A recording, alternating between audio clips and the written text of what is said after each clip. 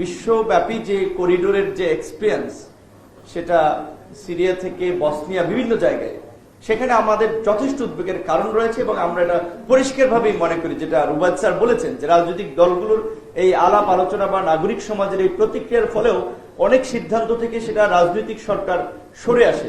প্রত্যেক এই সরকারের আসলে এই রকমের একটা সেন্সিটিভ গুরুত্বপূর্ণ বিষয়ে আমার মনে হয় যে যাওয়ার দরকার ছিল না। তারা এটা কেন করতে গেল সেটাও আমরা একটা সন্দেহান, কারণ এগুলো তো পলিটিক্যাল সরকার আসবে, তারা সিদ্ধান্ত নেয় পার্লামেন্টে আলাপ আলোচনা সাপেক্ষে।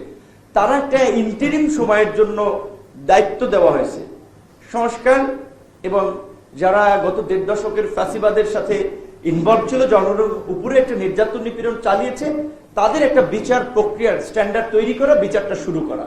দেন বাংলাদেশের যে সংস্কারের একটা পার্ট, যেই গণতন্ত্র গত ১৬ বছর রুদ্ধ করে রাখা হয়েছিল, মানুষের ভোটাধিকার বঞ্চিত করা হয়েছিল, সেই গণতান্ত্রিক প্রক্রিয়ায় যাত্রা।